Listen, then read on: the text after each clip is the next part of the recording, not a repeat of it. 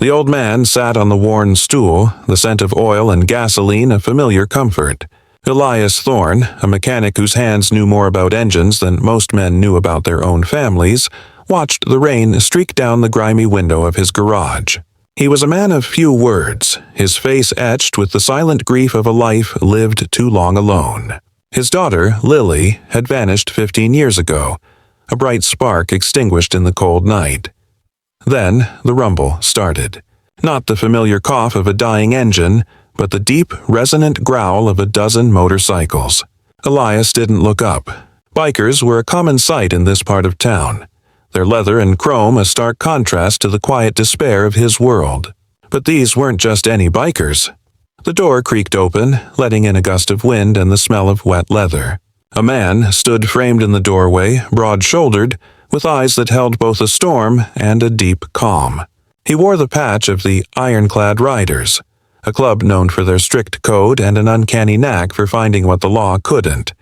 This was Silas, their president, a man whose reputation preceded him like thunder.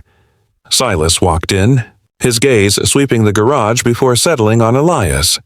He didn't speak immediately, just pulled a folded yellowed newspaper clipping from his jacket. It was an old article, a grainy photo of a smiling young woman. "Lily? 15 years, Silas said, his voice a low rumble. "The police closed the case a decade ago. Said she ran away." He paused, his eyes meeting Elias's. "We don't believe that." Elias's heart, a rusted engine for so long, sputtered to life. "Why now?" he rasped, his voice hoarse from disuse. Silas laid a hand on the worn newspaper.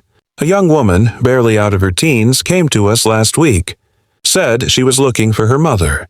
Said her mother's name was Lily Thorne." He watched Elias's face, the flicker of hope, the sudden, sharp pain. "She had this." Silas pulled out a small, tarnished silver locket. Elias recognized it instantly. It was Lily's. The next few days were a blur. The Ironclad Riders, a force of quiet determination, began their own investigation. They didn't use handcuffs or search warrants. They used whispers, old debts, and the unspoken language of the road. They traced Lily's last known movements, not through official reports, but through the memories of the forgotten, the drifters, the shadows of the city. They found an old diner waitress who remembered a scared young woman, pregnant, talking about a man who promised her a new life far away. They found a retired trucker who recalled giving a ride to a woman matching Lily's description. Heading east, her eyes haunted. The trail led them to a quiet, unassuming town hundreds of miles away, a place where secrets were buried deep beneath a veneer of small-town charm. There, Lily had indeed started a new life, under a new name, raising her daughter. But the man who had promised her everything had trapped her, controlling her every move, isolating her from the world she knew. Silas and his crew moved with precision. They didn't storm the house. They didn't draw attention. They waited, watched, and planned. The goal wasn't violence but liberation. They were karma with leather jackets, a silent justice system operating outside the law. One night, under the cover of darkness, they moved. The man, a petty tyrant named Victor, was caught off guard. He wasn't harmed, but he was given a choice: disappear or face the full, unwritten code of the Ironclad Riders. He chose to disappear. When Elias arrived, driven by Silas, the reunion was quiet, tearful, and profound. Lily, older, scarred but unbroken, embraced her father. And beside her, a young woman, a mirror image of the Lily he remembered, looked at him with curiosity and a dawning understanding. "She never stopped talking about you. Grandpa," Lily's daughter said, her voice soft. "She said you'd fix anything." Elias, the old mechanic, felt a warmth he hadn't known in decades. He looked at Silas, who stood silently by the door, his crew waiting outside. "You brought her home," Elias managed, his voice thick with emotion. Silas nodded. "Some things," he said, "just need the right tools."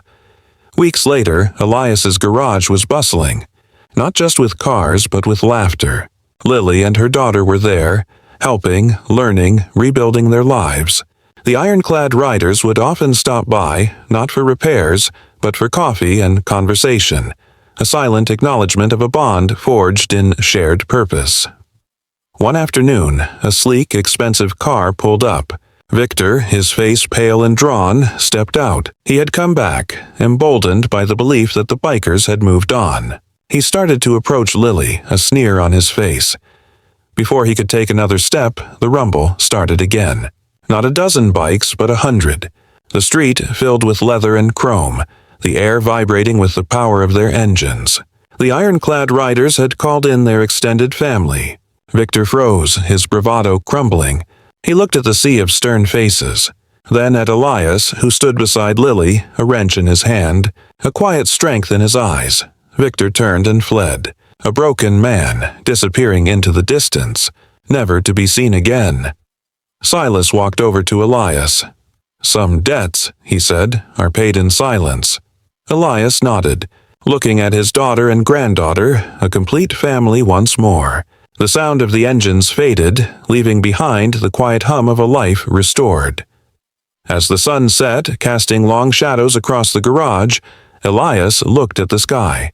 He thought of all the broken things he had fixed, all the engines he had brought back to life. But this, he knew, was his greatest repair, because in a world that often forgets, some bonds are forged in steel, and some justice, like a well-tuned engine, runs forever.